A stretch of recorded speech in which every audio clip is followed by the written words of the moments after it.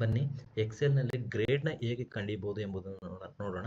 ಮೊದಲೇ ಸ್ಟೂಡೆಂಟ್ ಟೇಬಲ್ನ ಈ ರೀತಿಯಾಗಿ ಡಿಕ್ಲೇರ್ ಮಾಡ್ಕೊಂಡಿರಬೇಕಾಗತ್ತೆ. ಎಲ್ಲ ಡೇಟಾಬೇಸ್ ಎಂಟ್ರಿ ಆದಮೇಲೆ ಗ್ರೇಡ್ನ ಕ್ಯಾಲ್ಕುಲೇಷನ್ ಮಾಡಬೇಕಾಗತ್ತೆ. ಗ್ರೇಡ್ನ ಕ್ಯಾಲ್ಕುಲೇಷನ್ ಮಾಡಬೇಕು ಅಂತಂದರೆ ಈ ರೀತಿಯಾಗಿ ಮೊದಲು ಗ್ರೇಡ್ನ ಡಿಫೈನ್ ಮಾಡಿರಬೇಕಾಗತ್ತೆ. ನಂತರ ಇಲ್ಲಿ ಗ್ರೇಡ್ ಕಾಲಮ್ನಲ್ಲಿ ಫಂಕ್ಷನ್ ಬರಿಬೇಕಾಗತ್ತೆ. Lookup is equal to lookup open the bracket. ನಾವು ಎಲ್ಲಿದೆ ನಮಗೆ ನಮ್ಮ ಅವರೇಜ್ ಅಥವಾ ನಮ್ಮ ಪರ್ಸೆಂಟೇಜ್ ಇಲ್ಲಿರುತ್ತೆ K3 ಅನ್ನೋ ಕಾಲಮ್ನಲ್ಲಿ. K3 ಅನ್ನೋ ಕಾಲಮ್ನ ತಗೊಂಡು ನಾವು ಸ್ಕೋರ್ನ ಎಲ್ಲಿದೆ ಆ ಸ್ಕೋರ್ ಕಾಲಮ್ನ ಈ ರೀತಿಯಾಗಿ ಸೆಲೆಕ್ಟ್ ಮಾಡ್ಕೋಬೇಕಾಗತ್ತೆ. ನಂತರ ಇಲ್ಲಿ ಕಾಮ ಕೊಟ್ಬಿಟ್ಟು ನಮ್ಮ ಗ್ರೇಡ್ ಎಲ್ಲಿದೆ ಆ ಗ್ರೇಡ್ನ ಸೆಲೆಕ್ಟ್ ಮಾಡ್ಕೋಬೇಕಾಗತ್ತೆ. ನಂತರ ಇಲ್ಲಿ ಏನಪ್ಪ ಮಾಡಬೇಕು ಅಂತಂದರೆ ಇಲ್ಲಿ K3 ಆದಮೇಲೆ ಪಿಗಿಂತ ಮುಂಚೆ ಒಂದು ಡಾಲರ್ನ ಆ್ಯಡ್ ಮಾಡೋಣ.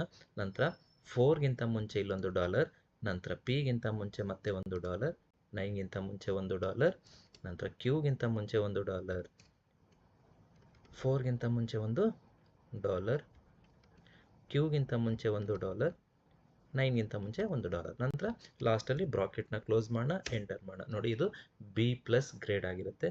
ನೆಕ್ಸ್ಟ್ ನಂತರ ಡಬಲ್ ಕ್ಲಿಕ್ ಮಾಡಿ ಇಲ್ಲಿ ಎಲ್ಲ ಗ್ರೇಡ್ಗಳು ಆಟೋಮೆಟಿಕಲಿ ಕ್ಯಾಲ್ಕುಲೇಟ್ ಆಗುತ್ತೆ. ನೀವು ಬೇಕಿದ್ರೆ ಇಲ್ಲಿ ಸ್ಕೋರ್ಗಳನ್ನ ಚೇಂಜ್ ಮಾಡಿ 90+ ಮಾಡ್ತಾ ಬನ್ನಿ ಎಲ್ಲರಿಗೂ ಕೂಡ.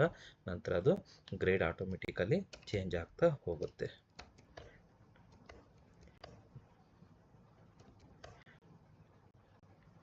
ನಿಮಿಷ 90